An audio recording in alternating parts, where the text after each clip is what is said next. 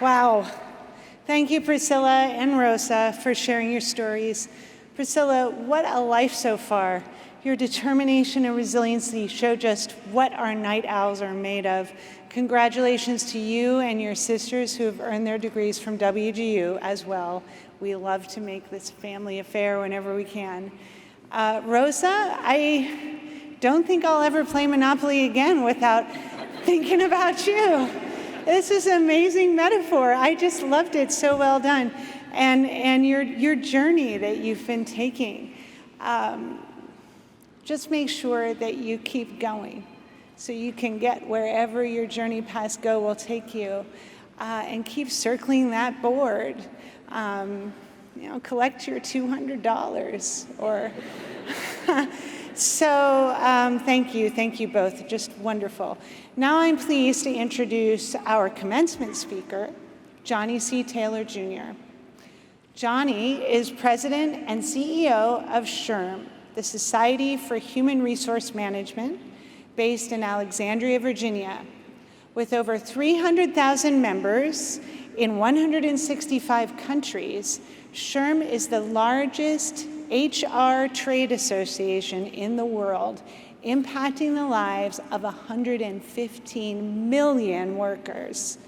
Johnny is a much sought-after voice on all matters affecting the world of work. He's the author of the national bestseller, Reset, A Leader's Guide to Work in an Age of Upheaval, informed by data-driven insights from SHRM. Reset provides leaders a candid and forward-looking vision to reimagine their company cultures in a time of global upheaval. In Reset, Johnny advises, make constant reset your friend. Upheaval brings about opportunities to rethink, reset, and restructure your organization. Immediately upon its release in September 2021, Reset was in the top 3 of the Wall Street Journal's list of best-selling hardcover business books. All author proceeds benefit the SHRM Foundation, which is committed to empowering HR as a social force for change. Johnny was appointed chairman of the President's Advisory Board on Historically Black Colleges and Universities and served as a member of the White House American Workforce Policy Advisory Board during the Trump administration. He is vice chair of the Board of Trustees of his alma mater, the University of Miami, governor of the American Red Cross, and member of the corporate boards of Guild Education, ICMS, and XPOL Logistics. Please join me in welcoming national best-selling author and SHRM president and CEO, Johnny C. Taylor Jr.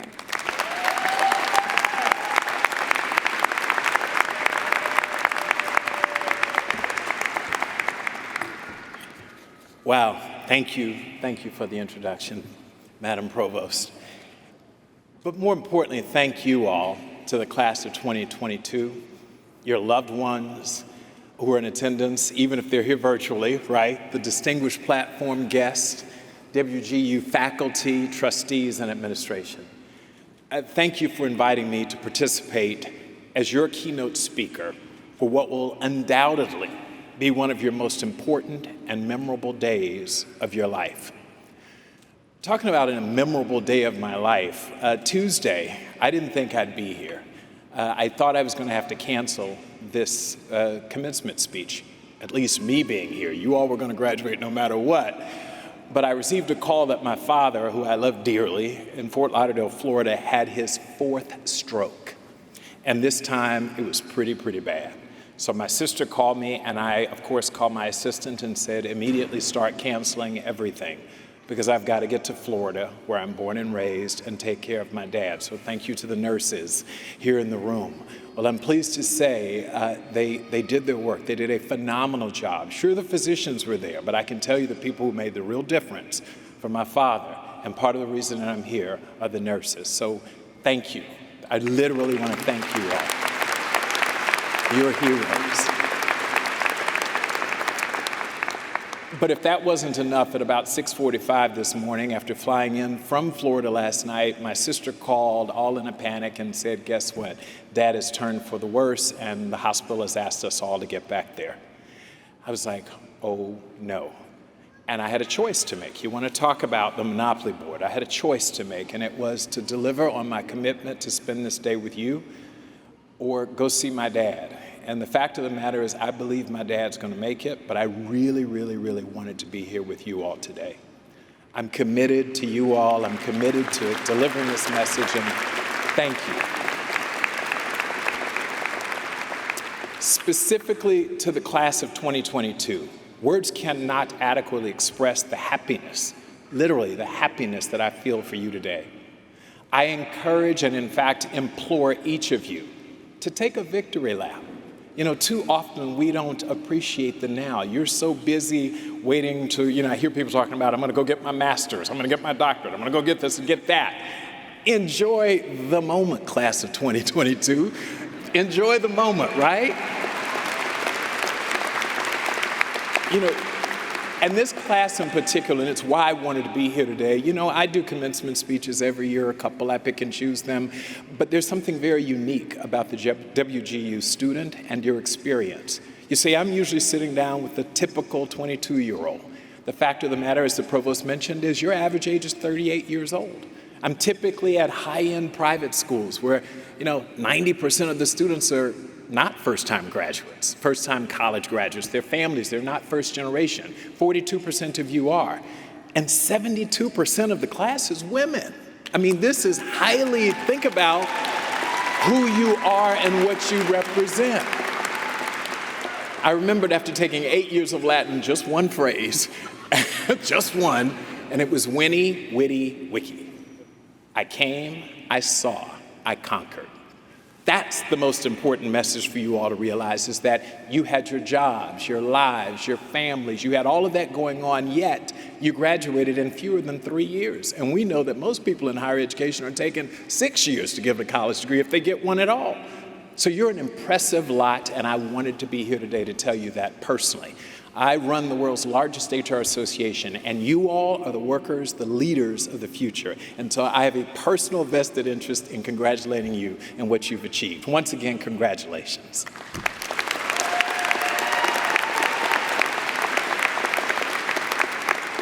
So as I reflected on what to share with you on this very special day, I decided that there was one phrase that was strictly forbidden, right? An absolute no-no. When I was your age. That is the worst thing in the world, right? First, from being a non-traditional student body, some of you might actually be my age, okay? Shout out to the Generation X's in the room, right? All right, let's hear it, right? But more importantly, I'm certain each of you has heard these words, read these words, perhaps even repeated these words countless times. But can any one of you honestly recall a single instance when what followed that phrase was something helpful, edifying, or even memorable? Because the fact of the matter is, I was never your age, I was my age. Yes, I still remember fondly being in my early 20s, sitting attired in cap and gown, looking like a little penguin, as you are, right? Listening to people who were not my age, telling me in so many words that the world was my oyster. But they didn't know my experience. But let me tell you, the world in May 1989, when I graduated, was a very different place than it is today. For example, no one told us or could have told us that we would be at war in the Persian Gulf just a year later. Nor were we told that we would live to see the birth of the internet. Yes, there once was a time when there was no internet, okay? 3 presidential impeachments, the 9/11 attacks. I remember where I was at the time. Not 1, not 2, but 3 economic recessions. The near collapse of the American financial system. Many of you were panicking about the stock market last week. Let me tell you, I lived through it. There weren't 401ks, there were 201ks. I mean, it was all wiped out, right? Political and social polarization that's not been seen since the Civil War, a once-in-a-century global not just US, pandemic that killed over 1 million Americans and countless tens of millions of Americans people around the globe. And then the first African-American woman appointed to serve on the highest court of our land. I saw all of that, and no one could have told us to be prepared for that. The reality is none of us can prepare you for what's to come. Because if we know anything about life, it's always subject to change. And in this era, which is defined by change, your lives are going to be filled with change. I want to pause and share with you just 3 things that have been tossing around in my head and in my heart, yes, at my age.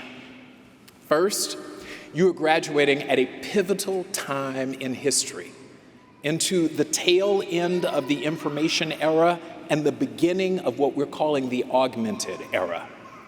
Now, more than ever, our lives will be lived in the realm of data, artificial intelligence, virtual reality, and machine learning. As the president and CEO of the world's largest trade association dedicated to the world of work, I see this every day. And as a data nerd, I couldn't be more thrilled. Yet, having dedicated most of my professional life to the law and to human resources, I want to issue a word of caution to all of you. And this is not just for the business and IT majors, but for all of you, whether you're in healthcare, education, and yes, human resources. By the way, can I tell you something? I run the world's largest trade association. Guess what's the largest student chapter in the world for SHRM? The WGU SHRM student chapter. So I got to shout out my HR majors in the group. Largest. We're in 500 campuses, and you're the largest in the world for us. But here's what I wanted to tell you. Machines, regardless of their speed, their efficiency, or their capacity, can never adequately substitute for the greatest computer that's ever created, and it is the human mind. As B.F. Skinner, the father of behavioral psychology, once said, the real problem in this world is not whether machines think, but whether men or women do. We cannot lose sight of the fact that machines were made to serve humankind, not the other way around. As Elon Musk learned in 2017 when Tesla attempted to fully automate production of its Model 3 electric vehicles. Tweeted Musk, after many of us told him this would turn out this way, excessive automation at Tesla was a mistake. And he said, to be precise, it was my mistake as the CEO. Humans are underrated. As Mr. Musk admitted, there are just some essential functions that machines can never replicate, such as creativity, critical thinking, vision, imagination, strategy, and leadership, much of what you've learned during your tenure at WGU. I would encourage you to lean into your unique, I should call it, superpower, and that is of being a human being. Don't be afraid of technology, use it. Use it to make the world a better, a fairer, and a more equitable place. Secondly, and I want to talk about this from my heart because I think we have a real big problem in our country. It's probably the most significant issue confronting us. I would argue that it's bigger than anything else, and I call it the empathy deficit. Stick with me, the empathy deficit. For a lot of reasons that we can point to. Stark political divisions, the isolation that's been made by technology, the deterioration of civility, we have given up on understanding the hearts of our fellow human beings. We've collectively, my friends, lost the ability to look through others' eyes and to walk in their shoes. I often ask myself, and today I ask you, how did we arrive at this empathy gap, this deficit? We've set up permanent rivalries, me versus you. We're increasingly tribal as a society, and we live in a world of separate identities. Heck, we're as diverse as we've ever been as a country, yet we're as divided as we've ever been as a country. If it's not red versus blue, it's men versus women. It's urban versus rural, black versus white versus brown, immigrant or native. Blue collar versus white collar versus pink collar, millennial versus baby boomers and Generation Z. Even more sinister, though, and underlying this divide are messages like, if you aren't with me, you're against me. I'm right, so that makes you wrong. You're not like me, so I don't like you. Someone like you hurt me, so I'm going to hurt you back. It's this lack of empathy. It's widespread, and it's widespread because lacking empathy is extremely easy these days, class of 2022. It takes no thought and it takes no sacrifice to reject or invalidate someone else. And it happens at work a lot. And much of it can be done quite handily on the anonymous internet. Look at the media we consume. It has become so fragmented. We can curate exactly the right messages that make us feel good or feel aggrieved, depending upon what entertains us for the day. We don't even have to know what the other person's side, what their opinion is, or their experiences are. As long as it's different, it's fair game. And the empathy deficit shows up every day, I'm telling you, my friends. This isn't just the class of 22, it's all the folks in the room, right? Because you know it if you're working. Every day. And that means you're gonna feel it in your careers, in your lives, in your communities, in your neighborhoods. Much of the resurgence of DE&I programming in the wake of the horrible killing of George Floyd was supposed to encourage open conversation and mutual understanding. But too often, it bypassed empathy. Well-meaning programs devolved into grievance sessions, a way for one group to beat up on another group in a so-called safe space, rather than listening and trying to relate to the other's experiences. For years, we've seen fellow Americans face off, shouting at each other over ideology. But I want you to think about this. Deep down, don't we all really want the same thing? To make a decent living, to care for our families, to enjoy personal freedom, to pursue happiness, not to have to put these masks back on, right? We all just want that, right? The problem is we each want to do it our own way. Although we have the same goals, we aren't unified by them. We have been conditioned to think only of ourselves, which is the polar opposite of empathy. Society is now all about the individual. We've become a have it your way culture, a Burger King culture. And we've created that, and now it's expected. And we need to continue to feed this very divisive and counterproductive approach to remain competitive for talent in the workplace. But once upon a time, societies and politics did not celebrate the individual above all. They were grounded in this notion of a common good and collective responsibility. It was that search for commonality that enabled early humans to survive as a species when isolation meant death or extinction. The fact of the matter is, as humans, we actually want to know and understand each other. And it's why empathy is not necessarily something we need to teach you all or that you need to learn. It's inherent in human nature. So it's more like something we need to exercise a little bit more. Empathy is a muscle that we all have, and it has atrophied. We need to strengthen it. We have an American problem. In class of 2022, it's your generation's responsibility to strengthen empathy in our society. It's your obligation to use this degree for something other than yourself, to close the empathy gap, to reverse the deficit. One last thing about empathy, and I want you to keep this in mind, it's not a soft skill, it's a business skill. Yes, business today demands empathetic leadership. All of us want to work for a more empathetic leader, right? It's what enables people to work cooperatively with others who have very different experiences, diversity, preferences, diversity, styles, and opinions. Yes, diversity. But here's the scary thing. Our data from SHRM research tells us that empathy in our society, especially at work, is on a downward slide. When rating their organization's empathetic behaviors, both employees and HR have been giving declining scores since 2018, in the middle of a pandemic. In new research on Generation Z, the workforce that will be entering through the workplace in significant numbers, we can see the desirability of empathy at work. 83% of Generation Z, and by the way, you can't get 83% of them to agree on anything, have said that they would choose an employer with a strong culture of empathy over an employer who's offering a higher salary. And that same 83% said they would consider leaving their current organization, a job that they like, for a similar role at another more empathetic organization.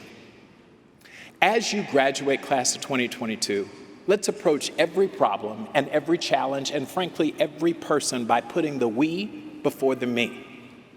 When we build our empathy muscles, we have an opportunity to make an impact that will be felt in homes and communities around the world. B.F. Skinner, I love this guy, also said, education is what survives when what has been learned has been forgotten. Yes, you may, and you're very likely to forget some of what you've learned over the last 2 years and 11 months on average, right? But what you will never forget is how to learn, in terms of how to learn, is that every human being has a desire to learn or the ability to know other people and the desire to help others. We believe that in our core. When it comes to learning, take a few more tips from a lifelong learner. First of all, stay curious, ask questions, and then question the answers. Always be intentional about learning. Always be willing to venture into unknown territory and open to possibilities. Stay cognizant of opportunities to apply your learning for the betterment of others, not just yourself, and get comfortable with being uncomfortable, because that's the world that you're walking into. These are the stamps of a true learned person, a shared commitment to learning, exploration, and discovery. That describes each of you, a night owl. So finally, I like that, right? I tickle myself sometimes. So listen, as I leave the stage, I want to share one more lesson that grows closer to my heart every day as I grow older. I'm amazed that you have the range that you have 19-year-olds graduating and 72-year-olds graduating. And let me assure you, the closer you get to 70, the younger it looks. But here's the message. And I want you, nothing else I've talked about is remember this. Live a full life. There are no replays at this thing called life. If I had to do it all over again, well, let me tell you, I talked to someone, 85-year-old woman who learned that she was dying. And she wrote this that I want to share with you as I leave the stage today. And it's written, it's called, If I Had to Live It All Over Again. If I Had to Live Life All Over Again. 85-year-old resident of Louisville, Kentucky. She said, if I had my life to live over again, I'd try to make more mistakes the next time. She said, I wouldn't try to be so perfect. We all have these perfection fetishes. What difference does it make if people know that you're imperfect? They can then identify with you because nobody can identify with perfection. She says, if I had to live it all over again, I'd relax more. I'd be sillier than I've been on this trip. In fact, I know very few things that I would take so seriously. I'd be crazier. I'd be less hygienic. Okay, to the nurses in the room, right? I'd take more chances. I'd climb more mountains. I'd watch more sunsets. She said, I'd go more places I've never seen. I'd eat more ice cream and fewer beans. I'd have more actual troubles and fewer imaginary ones. You see, she said, I was one of these people who lived sensibly and sanely, hour after hour and day after day. And oh, I've had my moments, Johnny, and if I had to do it all over again, I'd have more of those moments. In fact, I'd try to have nothing but beautiful moments, moment by moment by moment. Because in case you didn't know it, that's the stuff life is made of, moments. So she said, don't miss the now. She said, I've been one of those people who never went anywhere without a thermometer, a hot water bottle, a gargle, a raincoat, and a parachute. She said, if I had to do it all over again, I'd travel lighter the next time. If I had to do it all over again, I'd start barefoot earlier in the spring and stay that way until later in the fall. I'd ride more merry-go-rounds, I'd watch more sunrises, and I'd play with more children if I had to do it all over again. Ladies and gentlemen, class of 2022, don't write this. I want you all to have the fullest life that you can have. Do the thing, because all we know is you got one shot at it. God bless you, and thank you for having me here today. Thank you so much.